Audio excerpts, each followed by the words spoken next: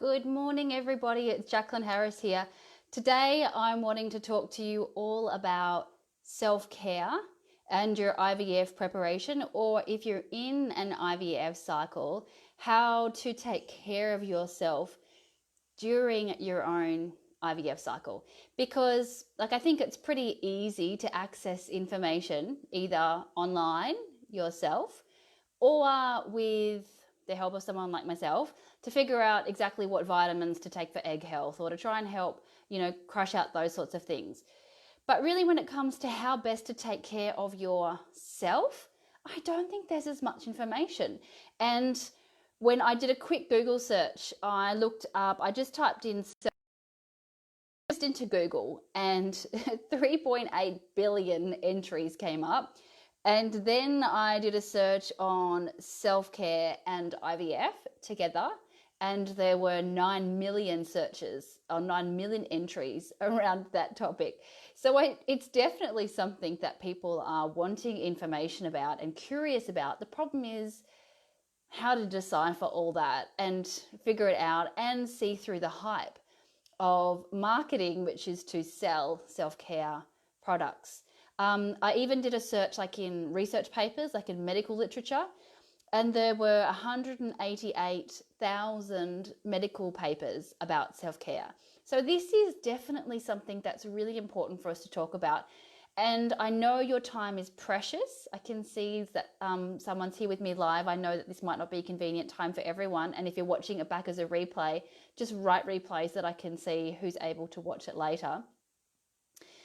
So I understand that everyone can join me here, but I think it's so important for us to talk about and just get some clarity around what you can actually be doing that's actually going to help you and not cost you a fortune as well, because you're already spending so much money. I know. I've been through IVF myself. My 3 little people are all conceived through IVF. And if you don't know me well already, then I also work in the field of fertility as a naturopath as well. So I do have this really interesting perspective, both professionally and personally. So regardless, let's get into it today.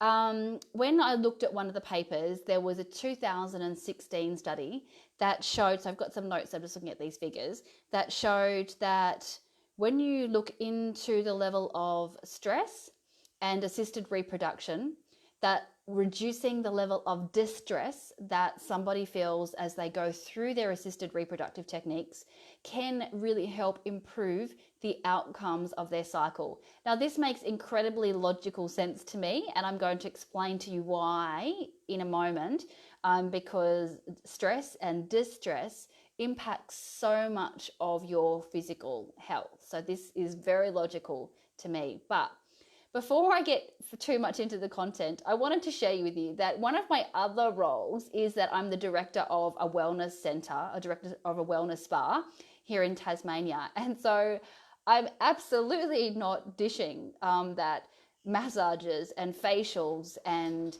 holistic rituals to take care of yourself are not really important methods of self-care, because I honestly believe that they are. But I have women that come into the centre to work with one of the therapists, and they'll often say they're pretty much broken. They're almost at the point of complete burnout, complete exhaustion, and they've come in for a massage or a facial or something to try and restore themselves. And I applaud people for taking whatever step they feel like they can take. And for some people, that's the only thing that they feel like they can do is turn up and have someone massage their body to help them get relaxed.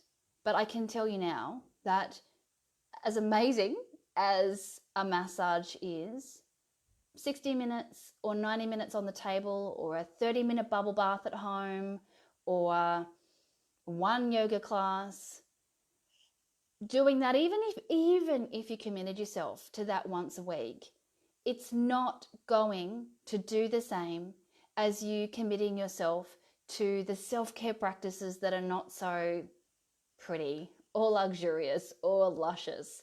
Massages, facials, bubble baths are absolutely divine, and I hope you're doing those things.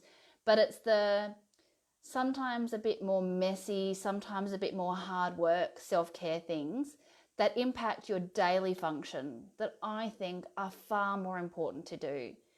Then that 1 hour massage or that 1 hour facial will only be adding to what you're doing, and actually see you feeling like you're reducing your level of distress. So don't get me wrong, I'm all for those luscious things and I want you to indulge in those, but we're going to be talking a bit more about some of the real everyday stuff that I want you to be mindful of. And this was really important to me during my own IVF preparation and cycles. We knew for years before going into IVF that we were going to have to do it, about 5 years. And so when we felt ready, we took 12 months. And I really embedded these self-care practices into our daily, ours, in my husband and I, into our daily life and our daily rituals, because this was really important to me. And the IVF doctor noticed it. This was in Dubai. And my IVF doctor said to me that she could tell that I was doing some things that other people were not doing, because she said she could see how well I was coping. And she asked me around what it was and what was I doing. And I just remember her being so supportive, saying, it's making such a difference to the way that you're coping compared to the way that we see a lot of other women coping. So keep it up, which is always reassuring. You know, we're looking for reassurance as we're going through our IVF cycle. So I'm going to share some of that with you today. So we're going to talk about the bigger, broader, more inclusive daily type actions that I think you need to be mindful of. So why does distress or stress through your IVF cycle matter anyway? Well, it's critically important because it's impacting so much of your physical health, the physiology of what's actually happening inside your body. Now, I don't want to confuse you too much with too much technical stuff, but I do want to let you know that literally when we're under any type of stress, and particularly chronic stress, which of course IVF is a type of chronic stress for most people. So I'm having to hold my video that was a couple of minutes late because technically I couldn't get it all to work. So I'm sorry if it's shaking a little bit because my hand is getting a bit tired. But so the architecture, the shape of your brain literally changes with chronic stress. So the part of your brain that controls fear, worry, anxiety, the inability to focus, literally grows. And the part of your brain that helps us feel balance, calm, harmony, rational thinking, logical thinking, clear thinking, literally shrinks. It gets smaller. So what ends up happening is the part of your brain that makes you feel more into the fear and the worry actually grows. And so while you might feel like you can't focus and you feel like you're worrying more and you're more fearful, you're not imagining it. It's literally what's happening inside your body. So it's really important to manage the level of distress, because you must manage the architecture of your brain to actually help improve the way that you're feeling. It's not that you can just talk yourself into feeling better. You literally need to retrain yourself so that these parts of your brain can come back into their proper balance, and the part that helps with rational, logical thinking can come back to its healthy size. So it's very important for that purpose. It's also really important because it affects the physiology of your endocrine system. So cortisol, which is one of your stress hormones, impacts so much of your other hormones. So it does impact your sex hormones, which are estrogen, progesterone, testosterone, all really important hormones for your fertility. It definitely impacts upon those. It impacts upon insulin and blood sugar level regulation, which is really important for every woman, but particularly if you're struggling with polycystic ovarian syndrome or any level of insulin resistance. The stress hormones are not helping with that. And it's also impacting upon your thyroid function.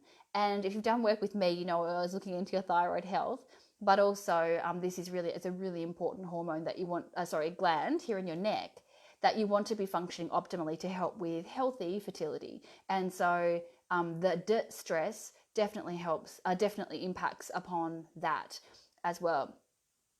It also impacts upon your immune health, which is really important for implantation of a little embryo.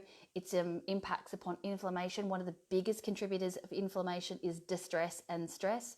And so inflammation is not conducive in either a male or a female's body to help with healthy fertility. And certainly if you're going through IVF, even if you are having a healthy embryo created in the lab, when you have that embryo put back into your body, we don't want high levels of inflammation there either. And so the distress can certainly impact upon that as well. It impacts upon your sleep. And what also happens is that chronic stress only reinforces more stress. And so the cycle perpetuates and continues. So there are so many ways that it's vital for us to be factoring in that you're self-managing the level of distress that comes through fertility struggles and IVF. And so today I really do want to give you some practical tools. I can see some of you here with me today that are already doing some work with me, and so you'll know some of this stuff that I'm going to be talking about, but maybe not. And if it's a good reminder, and for those of you that have never worked with before, I think that you'll find this information really helpful. I could spend hours, and I don't want to tap to my watch. I don't want to take heaps of your time. So I'm going to give you 3 things to think about today, and I want you to walk away today and start working on these 3 things. They are such simple techniques, such simple things, that I don't even think you need to pick one. I literally think that for the next week, you can start working on all 3 of these to try and actually help yourself. I could probably do a video a week for the next year on different things about self-care, but regardless, let's get into 3 simple things today. The first one is your mind. If you turn up for a massage once a week and you do enjoy that massage on the table, but you walk away and as soon as you get off the table, your monkey mind starts going crazy with to-do lists, things to do, worries, fears, negative thinking, all of that kind of stuff, that short benefit of the massage or any bubble bath or anything like that is, or chocolate cake, a piece of chocolate cake, if that's what you consider as your self-care, is really going to go out the window pretty quickly. So you need to listen in and tune into the way that your mind is, what you're actually thinking. Your body is a robot. By that I mean that it follows where your mind goes. You've only got to think about something like blushing. You know, you think about or you feel embarrassed and the blood vessels in your cheeks dilate. You have no control over that, but it's something that your body just does because your body is a robot to what's happening inside your brain, inside your mind. Think about sexual arousal. That's another really good example.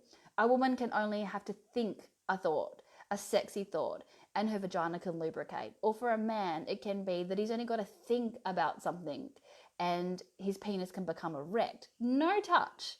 And so that is a really good example, especially when we're talking about conception, about how your body is a robot to where your mind actually goes. And so I want you for the next week, for the next 24 hours, check in, put a reminder on your watch, and it goes off every, if you can do it, 10 minutes. And when it goes off, you've only got to take 5 seconds, tune in and listen to the thoughts that you're thinking. Are you thinking negative thoughts, doubt, fears, worries? And if you are, what I want you to do, and one of the most simple things to do, is start practicing some gratitude. It can become, and I'm talking from my own living personal experience. I'm not just talking theoretically. I've lived it. It can become very easy as we're going through fertility struggles to feel, I mean this from the nicest way, we can feel very much like the world's against us and that, why does so-and-so down the street get pregnant without even wanting to, or, those kind of thoughts. And that sort of mentality, that sort of mindset doesn't actually help us move forward in the way that we need to be thinking. So check in with yourself and then start practicing gratitude. What are you grateful for in that moment? Now, if it goes off every 10 minutes, think about how many times that day in the next 24 hours, you're going to think about something that you're grateful for. It might be that you're grateful for a hot cup of tea, or that you're grateful the sun is shining here today. The birds are chirping. It might be that you've got food on your table to have for dinner. It might be that you have a loving, beautiful, caring partner. It might be that you get to have dinner with your mum tonight, or you saw your best friend yesterday. Whatever it is, start practicing gratitude and tap in to the mindset that helps your body literally feel good, literally feel positive. So if you are starting to work on your mindset just with that one simple thing, I think that can really make a really big difference. It's a really important practice of self-care to check in to your mind. I have a program that I work with women who are feeling very overwhelmed, and we literally have a whole workbook of techniques around the mindset. So I'm not simplifying and saying that is the only thing to work on, but I want you to feel like you've got something practical to work on. So start doing that one for me this week. The second thing that I think is really important for us to think about for self-care is sleep. And this is a really important one. If you're not sleeping well and you are actually having issues with insomnia and long-term issues with your sleep, you are probably better off to reach out to someone like me or another practitioner that you trust that focuses on fertility and can help you with your sleep, because the sleep factor, if you've actually got true insomnia, it might be something that actually needs some help to be worked on. But if it's just that you're not prioritizing it, this is such a simple thing that you can start to work on for yourself. Now, there's a few things that we need to consider. Firstly, phones, the blue light, the radiation that's coming from our phones has been shown to impact our quality of sleep. So put your phone down, say when you walk out the door from work, or you have a half an hour check-in with your friends on Facebook or your community on Instagram, and then turn it off. Step away from it. Put it down and move away from that. So, or if it's work emails, disconnect, create some space for yourself, because you need to be able to help let your brain produce the melatonin that is really important for healthy sleep, and our phones don't necessarily help with that. Some other really practical tools. I was just sharing this on Instagram yesterday. Green time outside in nature has been shown to help improve our mood. But another study around green time showed that if you go for an afternoon walk as opposed to a morning or a lunchtime walk in nature, it can help your quality of sleep. So this study showed that it could increase someone's sleep from being able to have 6 hours of good quality sleep to being able to have 8 hours of good quality sleep by just going for a 20-minute walk in green space in the afternoon. Now, if you're in the city, that might mean finding a park and just literally walking around the park. But if you're somewhere more natural, I'm blessed to have the ocean and a lot of nature close by to me, then, and if that's you too, then get out and do that, because an afternoon walk can help you have that extra good quality of sleep. You might you might enjoy a warm cacao drink that's full of good magnesium about half an hour to an hour before you go to bed to help you have a good quality sleep. Make sure your room is not too hot. If it's getting cooler where you live right now, which it is in Tasmania, don't sleep with your electric blanket on. Make sure it's actually better for you to get into a cool bed and let your body warm up with heavier blankets and have the ambient temperature cool. That will help you sleep better as well. And the other really important thing is prioritize a good bedtime. I want you to try and fit in 8 to 10 hours of sleep every night. Now, my aim is to move you out of fertility care and into pregnancy care. That's what I want to be helping you with. And in my pregnancy care, in my wellness program for pregnancy, I will say in the first trimester, I want you to have between 10 to 12 hours of sleep every 24 hours. So me saying right now 8 to 10 hours is just getting you practicing prioritizing healthy sleep. So start working all around your sleep right now. Again, if you have good quality of sleep every night and a long quality of sleep, it's far going to outdo any bubble bath or any massage that you have once a week. So I've mentioned about your mind and thinking about how you're thinking. I've mentioned about sleep. And the third thing that I want you to start thinking about in your own self-care is connection. Our connection to people around us is critically important as we're experiencing any distress. And it can make a really, really big difference to the way we function and cope. Now, a lot of people feel like they're socially connected because of social media, but it's not a true sense of connection. Putting a love heart on someone's post on Instagram is not you connecting with them.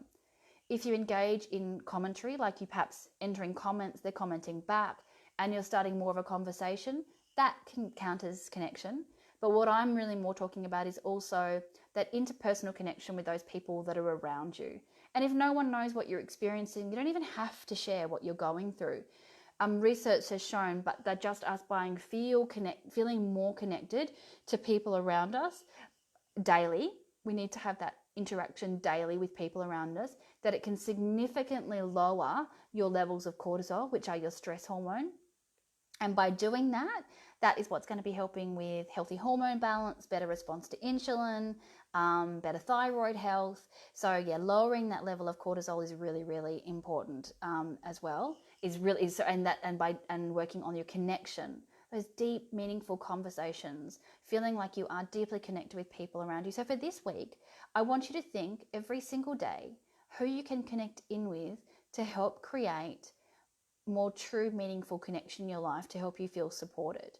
Now, maybe that is on a Facebook community or an Instagram community. You have my Facebook group. You're more than welcome to connect, find buddies, start conversations in there. But it needs to be one where you're feeling like there's an exchange of energy with someone, where you're actually feeling like you're supporting them and they're supporting you. Like I said, not just a heart or a click on a like or something like that. For you to really feel that connection, you need to engage with someone. So they're my 3 things that I practically want you to go on and work on this next week.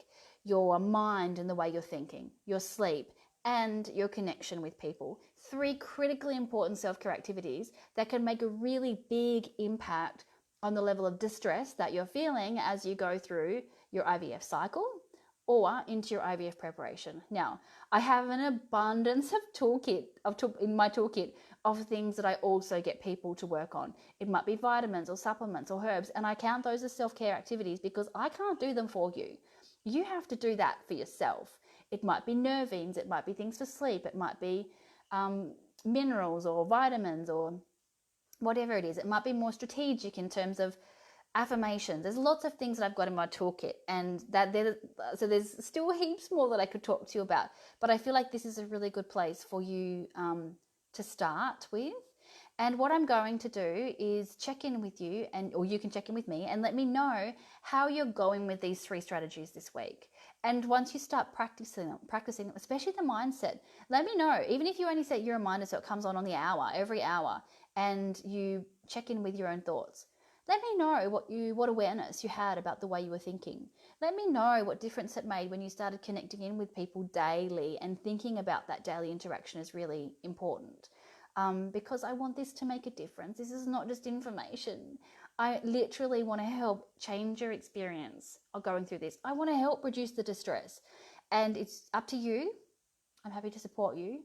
But it's up to you to really work on these self-care activities that are a little bit more work, take a bit more of your energy, but ultimately end up setting you up for a really good way to cope through your IVF and through pregnancy too. So let me know how you go before I disconnect. Is there any questions that anyone has that's watching with me now? Or if you're watching this as a replay, make sure you put the questions in and I'll come back to them as well. But I want you to start being mindful of this literally today. You don't need to wait. There's no need to start planning for it. Set the alarm clock on your phone now. Prioritize your bedtime tonight.